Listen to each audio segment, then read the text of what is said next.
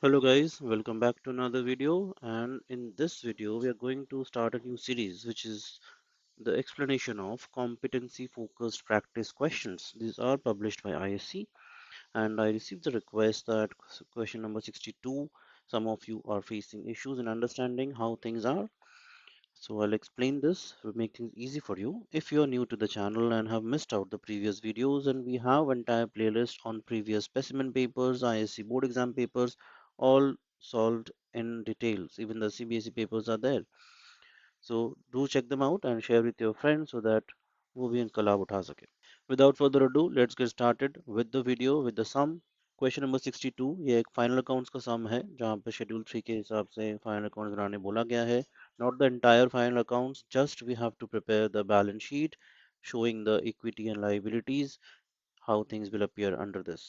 One by one, we will pick this up and we are not required to show interest on debentures. Ratnakar Limited was formed on 1st April 21 with an authorized capital of rupees 20 lakh, equity shares of rupees 10 each. Straight away, this will go into a notes to accounts. See here, share capital, authorized capital, 2 lakh equity shares of rupees 10 each, 20 lakhs, and you underline that because this is only for information purpose. This is not part of the main balance sheet, but you have to show it here. So authorized capital is done. Next, it invited applications for 30,000 shares in the year of its formation, all of which were subscribed for and amount due on them were duly received. So 30,000 ये बन गया issued capital. Issued capital, this is done as well. Now, if you see the next part, there is another set of issued capital. That is, on 1st April 22, the company invited applications for another 80,000 shares. So total issued capital हो गए 80,000 plus 30,000 which is 1,10,000 and that is what यहाँ पे दिखाया गया है. Issued capital 1,10,000 equity shares of rupees 10 each, 11 lakhs again double line. So this is used only here for information purpose. This also doesn't sit in the main balance sheet, but दिखाना जरूरी है. Let's read the later part of the question. यहाँ पर these are issued at a premium of rupees 2 per share, जहाँ पे 1 rupee premium is on allotment or 1 rupee premium is on call per share. Applications for 78,000 shares were received. All the calls were made. Company ने सारे calls कर चुके हैं यहाँ पर. One shareholder holding 2,000 shares didn't pay the first call of rupees 4, including 1 rupee premium, and final call of rupees 2 per share. So 2,000 share पे company को 4 रुपए और 2 रुपए टोटल 6 रुपए नहीं मिले हैं. उसमें 1 रुपया प्रीमियम है तो फेस वैल्यू में 5 रुपए नहीं मिले हैं.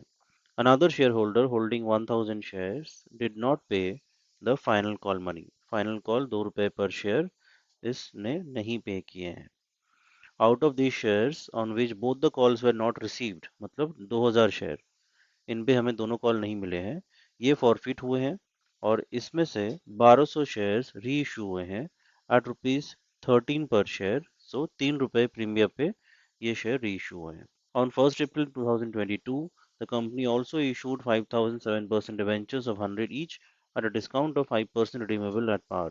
So 5,000 debentures भी issue हुए हैं at rupees 100 each, but 5% discount है. लेकिन हम तो बैलेंस शीट में फेस वैल्यू दिखाएंगे और डिस्काउंट को प्रीमियम से एडजस्ट करेंगे. तो 5,000 into 100 which is 5 lakh, and as you can see non current liabilities में लॉन्ग टर्म बोरोइंग्स में 7% डिबेंचर्स आ गए हैं 5 lakhs.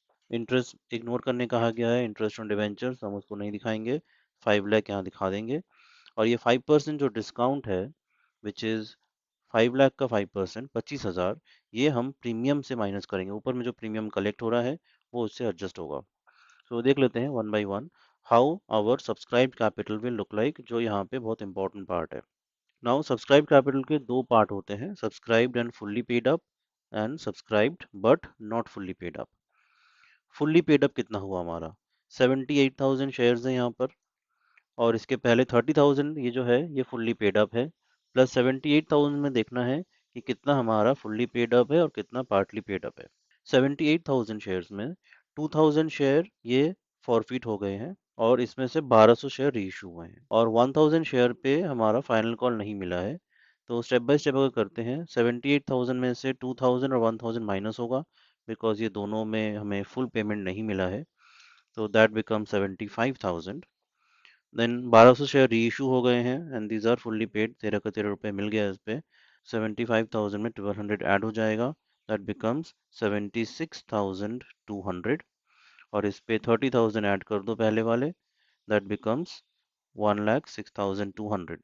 So subscribed and fully paid अब कैलकुलेशन अगर देखोगे वर्किंग्स का, subscribed and fully paid shares 30,000 जो इनिशियल है शेयर्स इशू हुए थे, जिसपे पूरे पैसे मिल चुके हैं।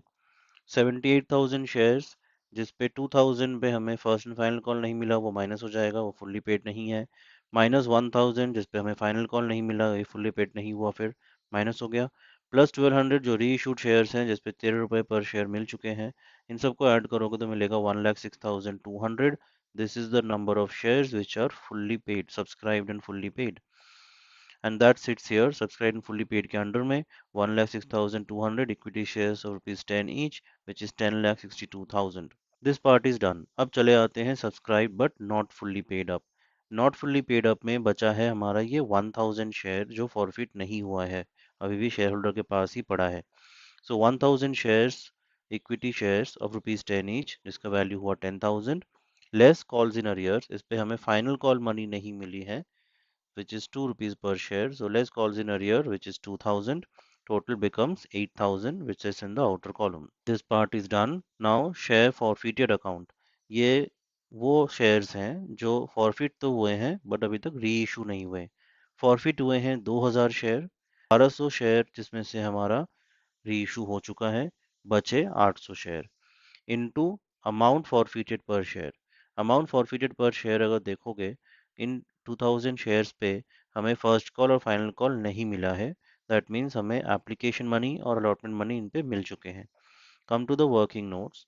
सो first of all unissued forfeited shares हो गए हमारे 2,000 minus 1,200 which is 800 shares, and amount forfeited is how much application allotment money हमें चाहिए, which is face value of share rupees 10 minus first call excluding premium minus final call, that gives me 10 minus 3 minus 2 which is rupees 5।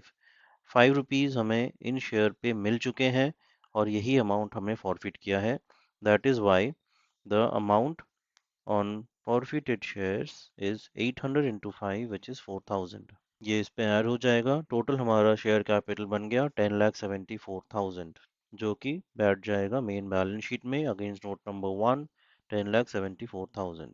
ठीक है, बहुत ही ध्यान से करना है step by step ताकि कोई भी गलती ना हो।